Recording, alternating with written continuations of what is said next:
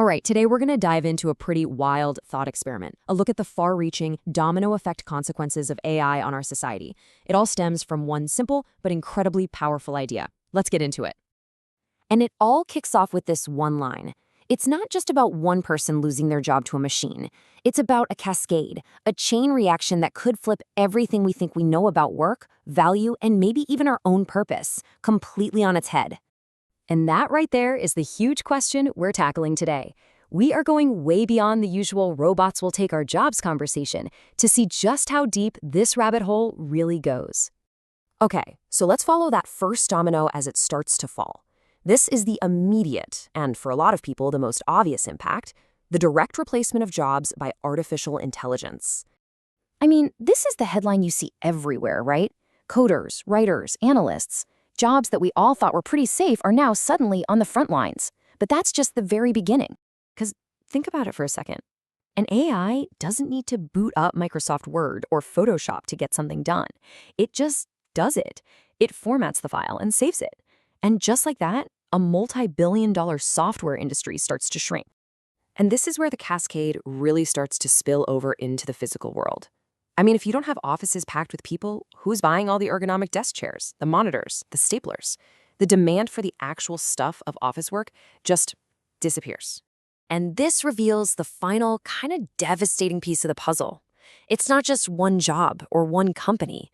It's the whole ecosystem. The stationery suppliers, the companies that rent out coffee machines, corporate catering, entire industries just collapse, leaving all these displaced workers with nowhere left to turn. So, with millions of people out of work and entire tax bases just gone, what's the solution? How do you possibly support a huge population that doesn't earn a traditional wage anymore? Well, the idea that keeps popping up again and again is Universal Basic Income, or UBI. It's basically a safety net, designed for a future without jobs, guaranteeing a basic floor for everyone to live on. But the million-dollar question has always been, who's going to pay for all this? Now listen, this isn't some fringe idea cooked up in a basement somewhere. We're talking about heavy hitters. Some of the most influential people in tech and economics are taking this very, very seriously. When the godfather of AI himself, Geoffrey Hinton, is in on the conversation, you know this is becoming mainstream and fast. And this quote just nails it, right? It's a super simple way to think about it. If humans aren't earning income and paying taxes, then you have to tax the new labor, the AI and the robots. You tax their output, their productivity, their profits. You literally make the machines pay rent for operating in our society. Okay, but this is where things get really interesting. Maybe even a little weird. If money isn't tied to what we do anymore, then what does it even mean? How do we measure value or status in a world where everyone just gets a check from the government? We might actually see a shift away from a pure money economy to something different, something more like a reputation economy. You might have seen this in science fiction, where it's called WUFI. It's basically a currency of social capital. In a system like that, your wealth isn't how many dollars you have, it's your reputation, how much other people respect or like you.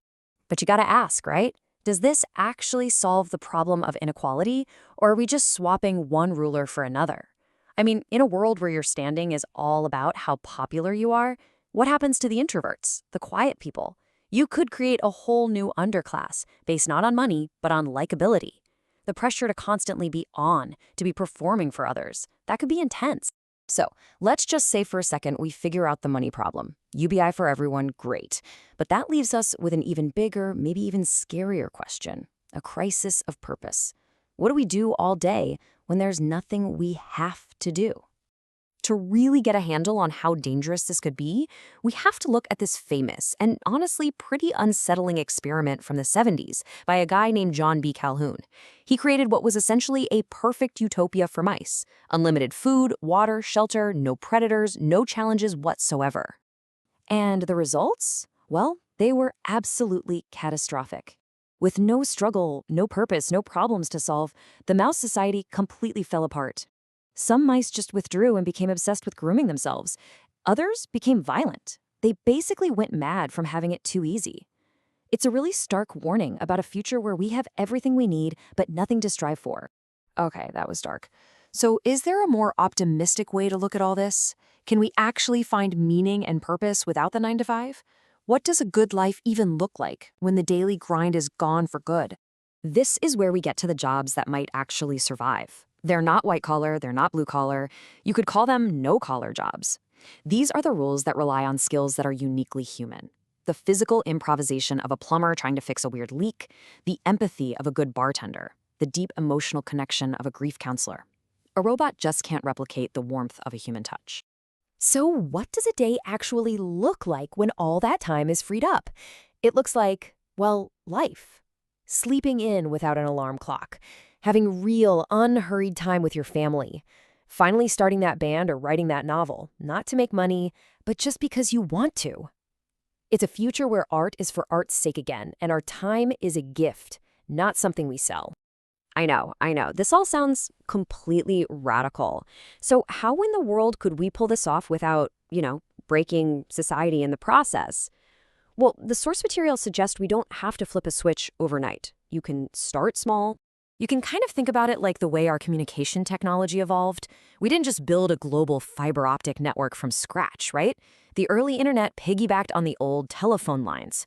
The strategy here could be similar. Let a smaller test case, say a country like a future Venezuela, using its oil money to fund a massive UBI experiment, work out all the bugs first. Let them innovate, see what works, and then we can all use those lessons to build something even better. And that really brings us to this incredible final thought. The end of work isn't about losing something. It's about getting something back.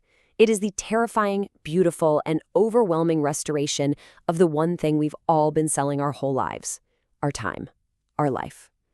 And the universe just gives it back to you.